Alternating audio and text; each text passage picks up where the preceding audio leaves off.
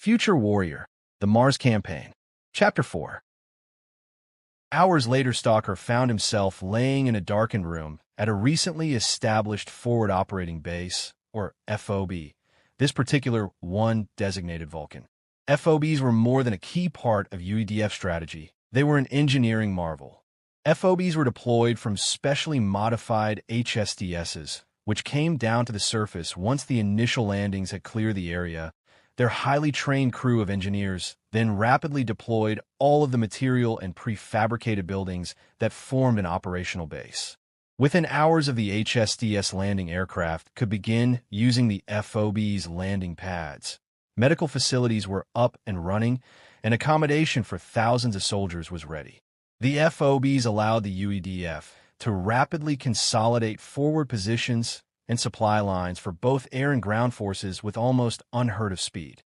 As he lay there in the dark, Stalker felt like the king of the world.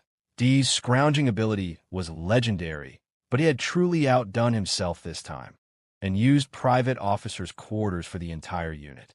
It was the first time Stalker had been able to get out of his armor in what seemed like weeks. How long had he slept? Hours or days? He looked at the glowing dial next to his cot. Its green luminous display said he had been asleep for only 4 hours. The calm warning on his extreme environment armor beeped again.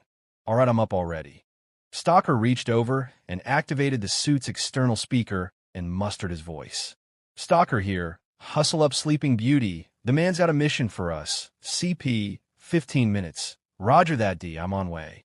With a stretch and a clicking and cracking of stiff joints and muscles, Stalker rose up and set about checking and rechecking his equipment. Once satisfied it was all in good order, Stalker donned his EEA suit and slung his rifle before helmet in hand. He made his way to the CP. As he walked into the CP, Stalker noticed a group of officers around D in deep conversation, and as he approached, he began to listen in on the conversation. One of the officers was questioning D. Are you sure you need them, Specialist?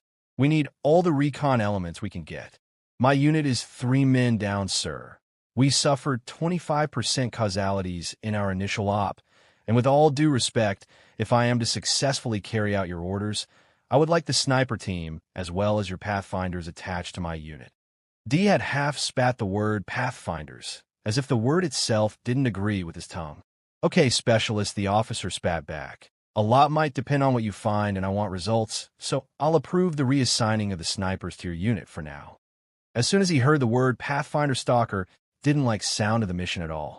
Pathfinders were elite soldiers trained in reconnaissance and assassination and were separate from the UEDF, answering directly to the intelligence branch, and as a rule were distrusted at best and loathed at worst by the regular members of the UEDF.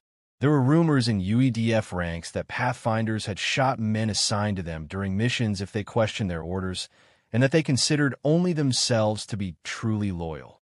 Glorified spooks playing soldier, Stalker thought. Just what we need. The officer was wearing the patches of an intelligence branch colonel, his rank insignia superimposed over the symbol of the intelligence branch, a unicorn. A mythological creature impossible to catch. Appropriate, thought Stalker. The officer turned at Stalker's approach, and obviously frustrated with Big D, focused on him instead. Your second in command is here. Well rested, I trust. Stalker just nodded, looking the man up and down. His uniform was flawless, and he looked like he should be on a parade detail rather than in an active war zone. Well, I hope so. This mission is vital to our plans here, and we can't afford to have anyone involved who can't take the pressure and might mess things up. If you weren't wearing those shoulder decorations, you would be a dead man by now, Stalker thought, but instead answered evenly. Whatever it is, sir, we will find it and destroy it. Yes, the attitude of an assault trooper. We need a lighter touch on this mission, so follow the lead of my Pathfinders, and kindly refrain from destroying anything vital if you can manage it. Stalker nodded, not wanting to give the sanctimonious bastard the pleasure of being called sir. The officer gave him one last glance, and then, apparently satisfied, launched into the mission briefing. As he listened to the briefing, Stalker had to grudgingly admire the boldness of the plan and its risks. Mars Core Base had always been a priority target for the UEDF task force in Mars space. The base was the home facility for the Martian Corps, the first and only colonial corps ever established by the UEDF. The base was also the largest military facility located outside of Earth, only UEF Lunar approaching it for size. However, rather than taking the facility in the initial assaults, UEDF STRATCOM, Strategic Command, decided to gain a secure foothold on the surface at Elysium Prime before moving to seize it. The decision also being shaped by the intelligence branch, which had identified items of vital importance located at the base. Rather than risk their destruction in a full-scale assault, it had been decided to attempt a small unit insertion to locate and secure the items before any assault was launched. The unit tasked with the mission was Big D's Epsilon 2-1. Attached to them would be the scout sniper team they had linked up with an Elysium Prime and 2 intelligence branch pathfinders. Together, they would insert some distance from the base before moving to the facility on foot. Their mission would be twofold. Firstly, to retrieve the intel items, and secondly, report on the status of the base's installations and any possible threats located in or around the area that might hinder its capture. Once the recon team had penetrated the base and secured the designated packages, they would signal TACCOM, who would send in an air cavalry division to secure the base. Initial reconnaissance by unmanned aerial vehicles, UAVs, and orbital imagery appeared to show the base to be abandoned, with zero visible activity. The same as Elysium Prime, Stalker mused to himself. And look how that turned out. Despite the smug officer outlining it, Stalker had to admit he liked the plan. The Terra Nova would be the point of the spear, just how he liked it. It was approaching the end of the day, the sun beginning to slip behind the red horizon, as Stalker, D, and 9 other men, including the 2 recently reassigned scout snipers, stood in full battle dress around an LTT awaiting the arrival of the Pathfinders. Stalker looked over his EEA. It was now a reddish-brown thanks to a coat of camouflage paste. The paste was made from Martian soil, combined with an adhesive and waterproof sealant. It had then been sprayed on the team's EEA suits to aid in their infiltration, turning them all a dirty red. Stalker wondered how it would blend in once they entered the base itself, but he wasn't seriously concerned. Anyone that got close enough to see them wouldn't live to tell the tale. After a short wait, 2 men dressed in similarly camouflaged battle armor approached. Similar, Stalker noticed, but not quite the same. It was lighter and looked like a modified version of the scout sniper armor, so our honored guests have arrived. This is Pearson Jackson, our friends from Intel Branch on this mission. Now this is an important op. I wanted to go smooth and by the numbers. You new guys just watch us, stay out of the way, and you might even make it back alive. All right, let's move people. Stalker had to grin at D's way with words as he followed him and the others onto the LTT, and they lifted off into the darkening sky.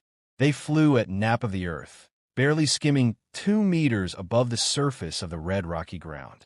As it got darker, everyone on board set their EH's visual enhancement mode to automatic, the helmets flicking to their night vision system, the world around them being revealed in a green-lit hue. Stalker was watching the scenery flash by below the LTT, wondering what the mission to Mars core base would have in store for them when his thoughts were interrupted. The pilot's voice crackled through the commnet. We're 10 clicks out from the LZ. Stand by. Good luck. At the announcement, everyone smoothly rechecked their gear, and then checked the gear of the man next to them. 30 seconds. Stalker gripped his rifle a bit tighter. This was the moment of truth. If they took fire or were sighted during the landing, the mission would be over before it began. The LTT had barely touched the ground when everyone dispersed from it and formed a defensive perimeter. Without stopping, the LTT lifted off again and headed back to base, leaving the team alone in enemy-held territory, or as it was more commonly referred to, bandit country. The 2 snipers with their superior visual capabilities had deployed out wide, each covering a 180-degree arc of the LZ. After a moment, they signaled all clear, and the team formed up in a staggered column. Then, led by D and one of the snipers, they moved out, the sound of the LTT still fading on the crisp night air. As they walked silently through the dark sandy terrain, Stalker recalled the map they had all committed to memory. They had inserted about 30 clicks from the outer perimeter of the Mars core base, as close as they dared due to the risk of detection, but close enough to hopefully infiltrate the base's defensive perimeter during the hours of darkness. The base perimeter consisted of barbed wire and bunkers backed by a 6-meter-high reinforced plascrete wall interspaced with guard towers and gate checkpoints. Recon suggested that these, like the base itself, were unmanned, but in truth it was far from certain. They had roughly 10 hours maximum of usable darkness, so it was going to be tight. In the event, the hike to the base took just over 7 mercifully uneventful hours before they reached the perimeter wire. Beyond the wire, the base was shrouded in darkness. Indeed, if it wasn't for the integrated night vision system, NVS, in his helmet, all Stalker would have been able to see would have been a dark shape against the slightly lighter skyline. What he saw now was both impressive and concerning at the same time.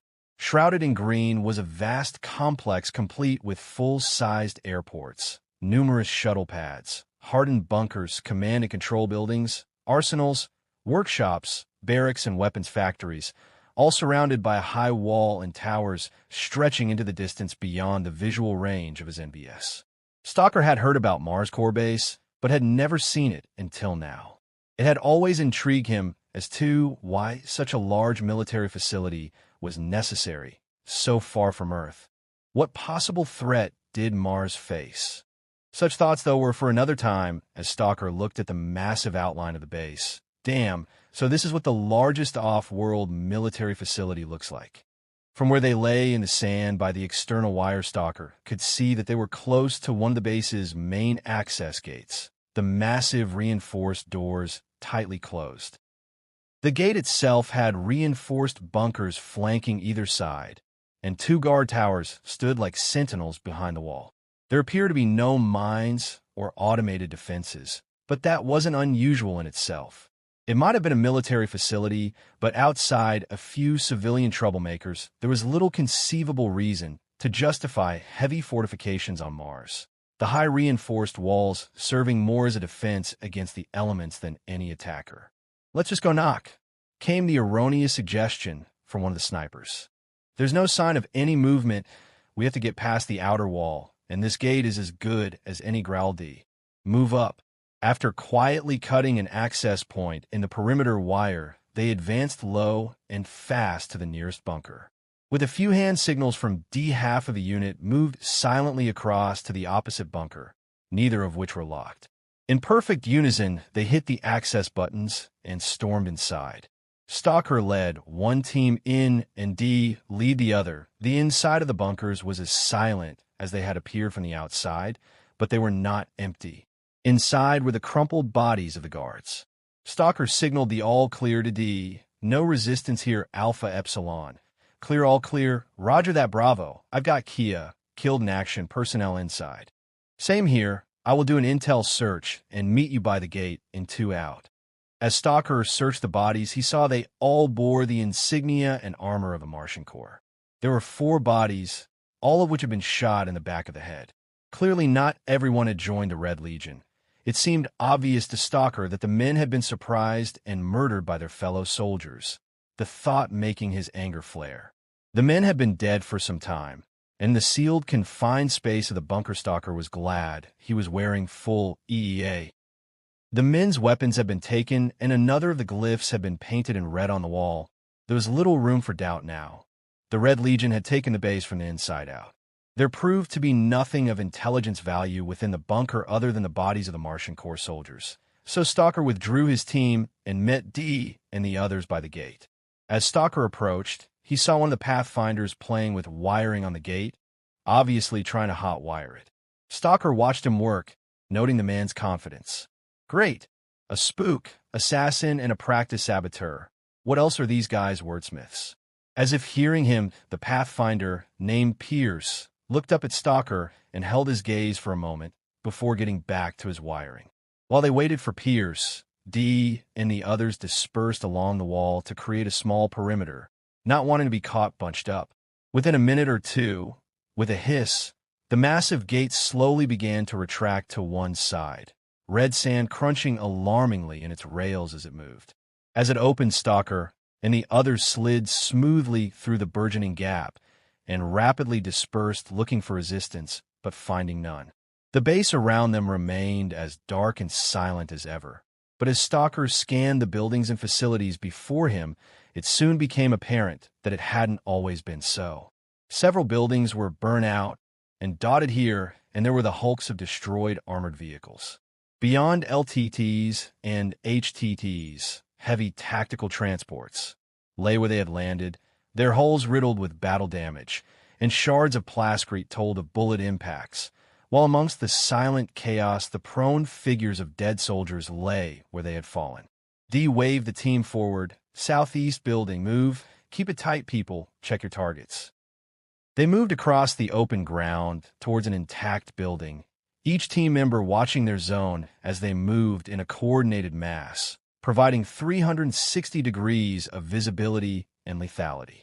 Pierce paused and examined the door. This door is fried, he observed bluntly.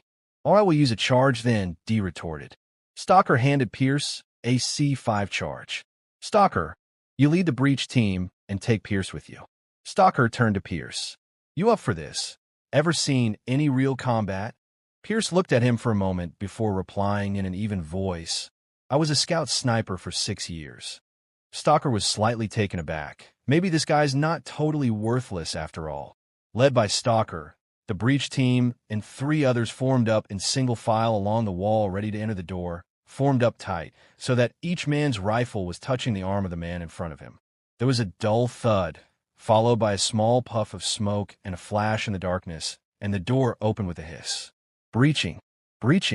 Rifles leading the way, the team stormed through the door, but met no resistance, just a wall of silence. They swept rapidly through the building. Clear, all clear. It was some type of administration building with rows of desks and comm terminals, but it too had been trashed, and some areas were riddled with bullet holes, and here and there lay decaying bodies. They exited and cleared another building, finding nothing, before bypassing several to reach the target building. What we need is on the 2nd floor, informed Pierce. Breach team, proceed to target. Everyone else pair up and clear the ground floor. Jackson, you're with me. Stalker smiled at this. D wanted Jackson where he could keep an eye on him. When they were ready, with Stalker and the target team in front, they blew the door. Stalker moved straight up a flight of stairs immediately to the left of the entry door, ignoring the ground floor. The building was deserted. No one and nothing moved. The base seemed to be a ghost town. They swept through the upper floor and proceeded to a long corridor lined with doors. All were closed. It's at the end, the comm hub on the wall. Right, Pierce, you take point, we'll cover you.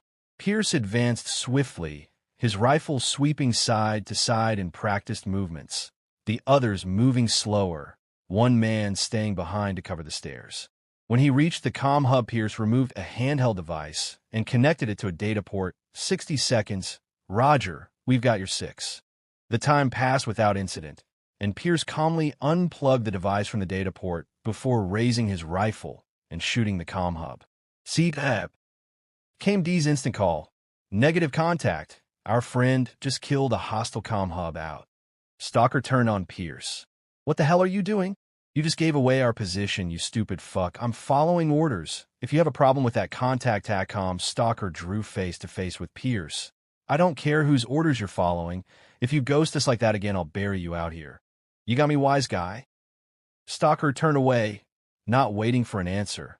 We have the package coming out. As he came down the stairs, D shot him a look. Stalker just shook his head. We have one more objective. It's located in a command building, far side of the base. Is this a quiet objective? Growled D. I think so. Don't think too hard, you might hurt yourself. Just do what you've got to do and keep the fuck out of my way. Without another word, D led the exit, and after a moment signaled with his hand, all clear, and they moved toward the command building several kilometers distant on the opposite side of the base. As they moved, there were more signs of the pitched battle that had taken place. And there were the now familiar painted glyphs, leaving no doubt about who had won. As they moved around the edge of a warehouse, they spotted something unexpected. Strung up on some wrecked armored personal carriers, APCs, were a number of bodies. The bodies were naked. Some were missing limbs, exposed bones showing clearly recognizable knife marks, and some had the shriveled remains of penises stuffed in their mouths. Written on the side of one of the APCs was a message, the words reading, "They resisted the true word." Cut them down. This will delay our mission. D wheeled on Jackson. You listen to me. They died keeping their loyalty to Earth against these red bastards. You can help cut them down. Now move, or we will be leaving a fresh body. The remains are swiftly cut down, and D had them laid out alongside one of the APCs. Now let's go and get it done. The rest of the sweep took place without incident, and they reached the central headquarters building, finding that it too had been ransacked. We need to get to the Legion commander's office on the 3rd floor. D checked his holo map. Move up, 3rd floor.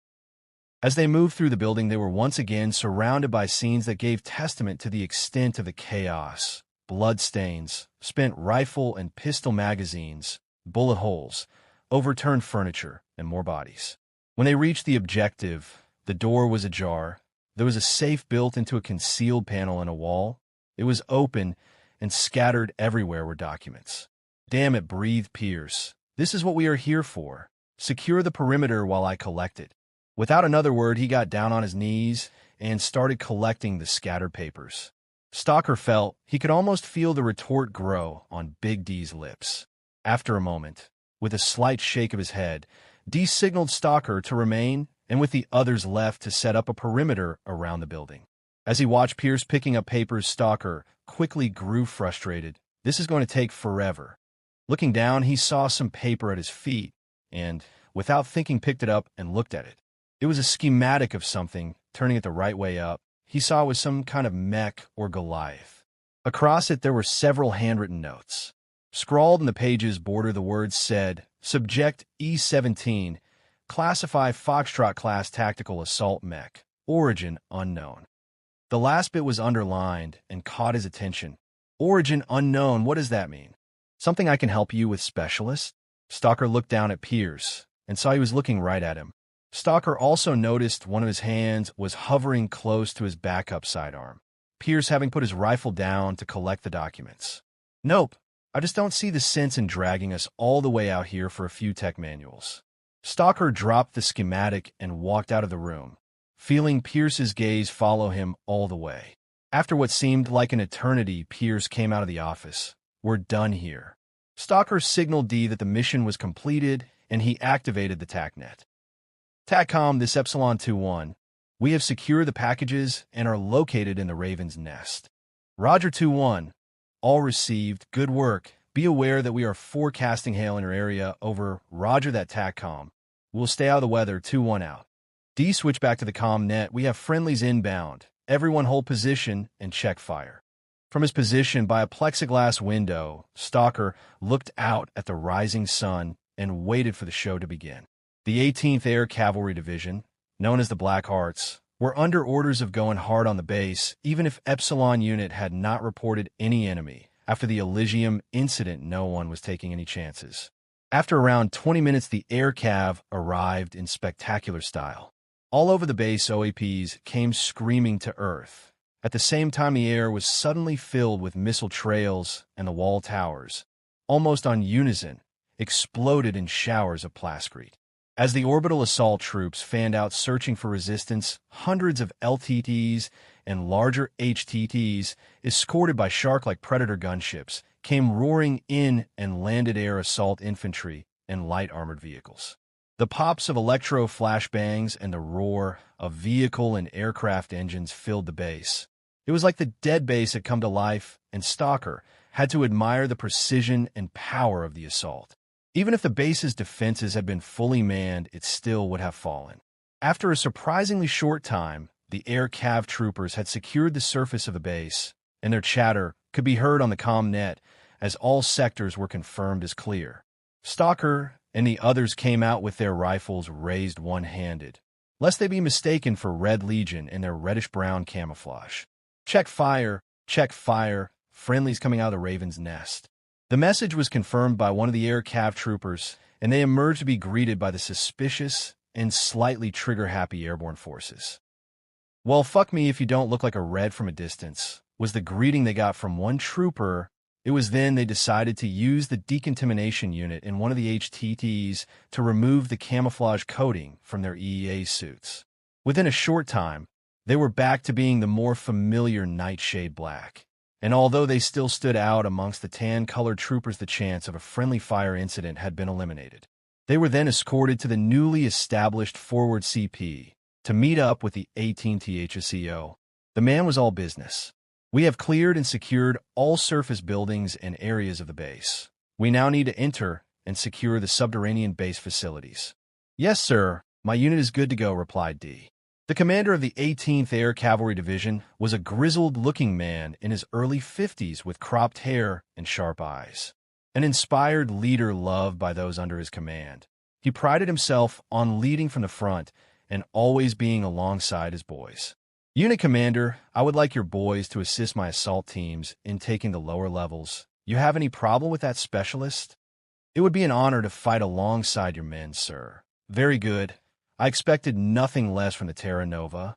Satisfied, the CEO turned and walked out from under the wing of the HTT, which was acting as the divisional forward CP, to address his men. Some of the air cavalry troopers had formed up in parade detail, but most of the division was spread over the base watching the perimeter and lower-level access points. But all were capable of listening in over the comm-net.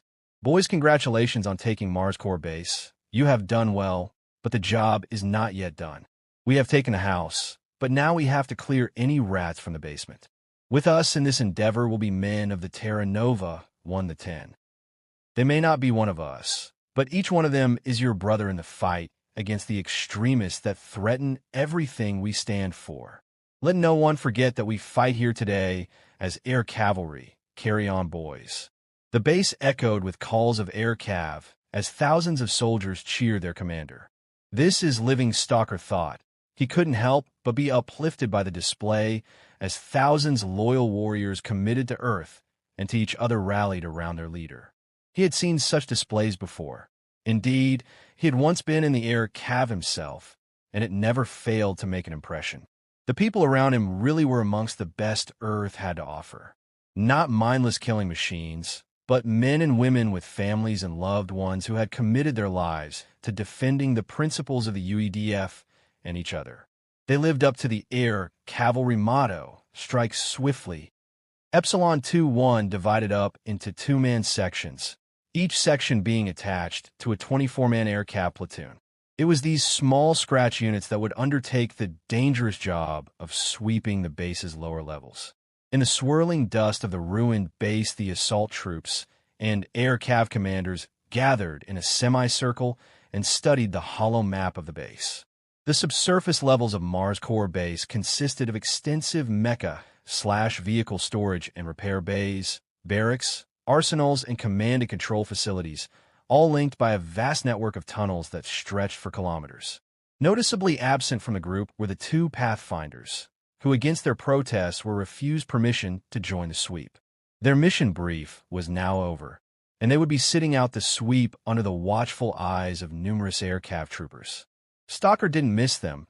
They put their loyalty to the intel branch before the UEDF or even Earth itself. Stalker glanced over to where they were seated near an LTT, both fuming. Stalker thought it was the best place for the pair. Oxygen thieves were not needed underground. The Air Cav 2 IC, second in command, outlaid the plan. "Okay, what we have here is a straight power play. Each team goes for their objective, nothing fancy, just scoot and shoot. The 6 teams, Alpha through Foxtrot, will go after the reactor room, the mech bays, the primary arsenal, the main barracks, the shuttle hangar, and the command bunker." D spoke up. "I'll be leading Alpha team going for the reactor. Main power is still online. Once we reach the reactor, we will shut it down. Hopefully this will give us an edge." Stalker considered the plan. Due to the odd number of men in the Unit Charlie team would be assisted by just one of the scout snipers, while Stalker would be with Bravo team taking the mech base. The plan itself was deceptively simple, but with such an enclosed objective, there little other choice. There was simply no room to maneuver in the underground complex. The one advantage the attackers had against any defenders was that the subterranean parts of the base had never been designed to resist an incursion, so there were no automated defenses like those commonly found in bases on Earth. The planning finalized, the teams moved into position. An on-the-go signal breached the subsurface levels in a coordinated move, the 6 sweeper teams entering the base from 6 separate locations, all finding nothing but empty corridors. Despite the apparent lack of an enemy, the teams advanced slowly, securing every room as they went, no one being lulled into a false sense of security after Elysium. Over the comm Stalker could hear the progress of the other teams. Check your corners, section is clear, got a body here, explosive damage in corridor 7, keep it tight, people. Stalker knew the Red Legion would not abandon a facility this important to the UEDF without a fight, or at least setting traps like they had in Elysium Prime. There had to be a reason. Gunfire erupted as Stalker peered around a corner, meeting resistance corridor Bravo 19. On instinct, Stalker grasped a grenade from a clip on his armor and tossed it around the corner. Frag out. There was a loud crump as the grenade exploded. Stalker quickly flicked a switch on his rifle and stuck it around the corner, facing the enemy. On the inside of his EEA helmet's visor, his HUD flicked modes, now showing what a small camera mounted on his rifle could see. Overlaid with the image was a red dot target site. Stalker could see a makeshift barricade with a number of red-clothed figures behind it firing assault rifles. One was pulling the pin on a grenade. In a well-practiced movement, Stalker moved the red dot onto the man's head and pulled the trigger, being rewarded with a wet-sounding splack. The grenade fell, the red falling with it. As Stalker watched, it went off at the feet of the defenders with spectacular results. Bravo on me.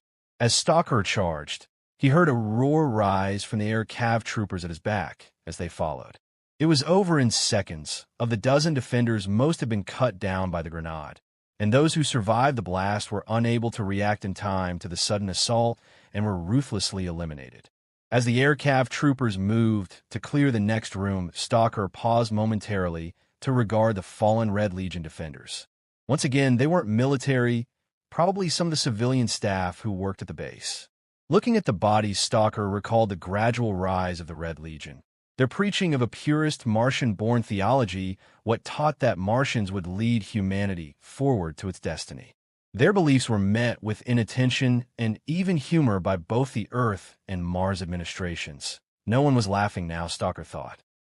That seemed like a lifetime ago as he walked through the blood of the fallen fanatics and wondered for the 100th time what made people believe and clasp so strongly to an ideology that they would turn their backs on where they originally came from, even betraying and murdering those they had called friends.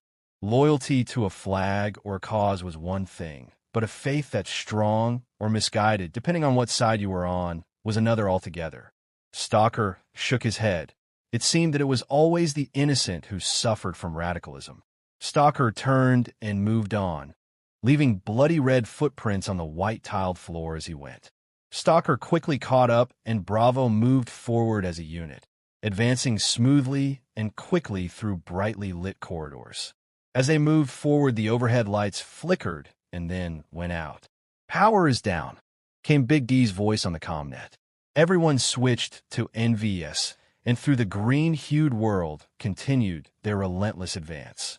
They came upon several more blocking positions, but they proved no match for the trained air cav troopers and the darkness, plus a few grenades, and barely slowed the team's progress. After clearing the last barricade, they reached the mech bays, and as he moved in scanning for threats hidden in the green world around him, Stalker saw what he had known he would find. The mech storage facility was empty. Tinted in green before him was a massive long expanse, topped with walkways and divided into individual mech bays. All were empty. Well, that's not going to impress TACCOM, thought Stalker. Calls soon came over the comm net, confirming the securing of the other objectives. Only the arsenal was proving a hard nut to crack. Stalker decided to leave 12 air cav troopers to guard the empty bays in case any unseen enemy infiltrated from some unknown position once they left, and headed with the others to help with the attack on the arsenal. The arsenal was located in a separate underground complex from the main base due to the explosive nature of its contents. There were a number of lifts linking the arsenal to the surface, all of which had been disabled. Beneath the surface linked to the main facility by a single long tunnel, the tunnel being large enough for a mech to walk through. The length and width making the arsenal a hard target to assault. Stalker arrived at the entrance to the main arsenal tunnel to find Charlie team patching up their wounded. "What's the sit rep?" The scout sniper who was attached to Charlie team replied. "There's no cover down the length of the tunnel. They got it anchored with a heavy machine gun and accurate sniper fire. Got 2 WI wounded in action when we try to force it. We're waiting for the key to the city to arrive." Stalker raised an eyebrow at that. "Nice. The key to the city, or more correctly the M11RR, M11 rail rifle, was a relatively new piece of equipment designed for circumstances just like that faced by Charlie team.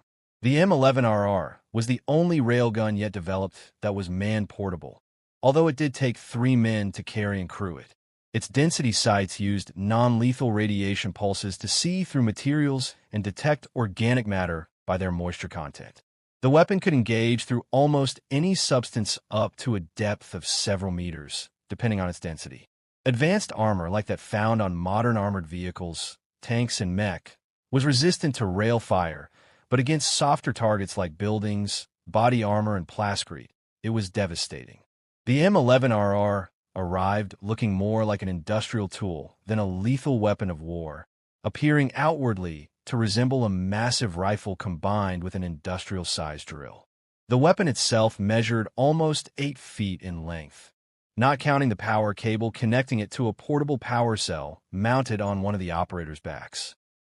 It was a very heavy and cumbersome weapon, but Stalker had seen it in action and knew its value. After checking the density sights, the operators charged the weapon, and once it was fully powered up, used a dial to zoom through the wall into the tunnel and to the fortifications at the end, some 100 m distant. "I have multiple targets," the gunner said. All the operators, a gunner, assistant gunner who also carried the power cell, and a commander were connected to the M11 site by cables to their helmets. This direct connection allowed the image to be brought up on their helmet's HUD. The weapon commander took over. "Target, 2 heavy weapons located behind barricades. Your weapons free. Fire when ready." After a few last-moment adjustments, and with an intense blue flash but surprisingly little sound, the railgun fired, then moved slightly and fired again. There was a slight fizzing sound, and the barrel of the weapon crackled as the superheated metal began to cool, the plascrete wall to its front now sporting 2 identical holes which had been melted through it, each smoking slightly. The commander spotted the shots. "Good hits, both targets destroyed. Switch your fire to enemy personnel." The gunner acknowledged, and the weapon adjusted slightly before firing again. "Damn, got 3 with that shot," mused the assistant gunner. Several more flashes followed. "Enemy personal falling back in confusion, commander." "Excellent. Hold fire." "Yes, sir, weapon is safe. 12 rounds remaining." "The way is clear, specialist," said the commander, having used 8 rounds to clear a troublesome defensive position. "Not bad at all," thought Stalker. Due to the M11's high power usage, the power cell only contained enough energy for 20 shots in total. Indeed, more than 20 shots in a period of several minutes would result in a melted barrel due to the extreme heat produced by rail weapons. With a wave of his hand, Charlie team followed the scout sniper and advanced at a steady jog, their rifles at the ready. Stalker and the others followed. They took no more fire in the tunnel and swiftly captured the heavily barricaded arsenal entrance.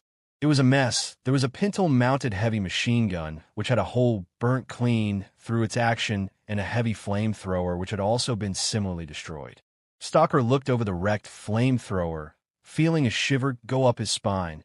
That would have been nasty if we had gotten in range. Behind the roughly welded barricades were a dozen dead defenders, all looking like they had been skewered by a giant white-hot needle, their bloodless wounds still smoking slightly.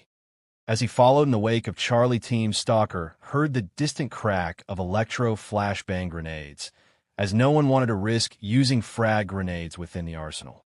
The detonations were followed shortly after by the all-clear signal from Charlie. As he strode into the arsenal, Stalker saw yet another worrying sight. All the shelves and storage rooms of the massive complex were empty.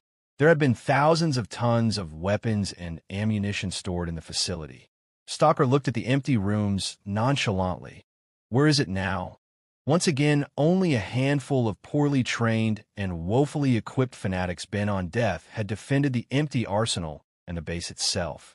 It didn't sit well with Stalker, where were the trained troops with body armor, tanks, mechs, aircraft, missiles, and all the other paraphernalia of modern war that the Red Legion had to possess. The Red Legion tactics didn't make sense. What was their objective?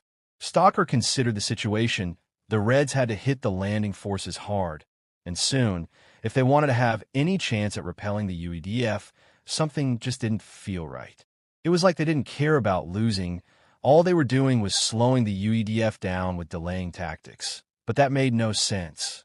The UEDF was under no time pressure to take back Mars. What could the Red Legion achieve by delaying them? It was clear, however, that after taking the base, the Red Legion had stripped it bare.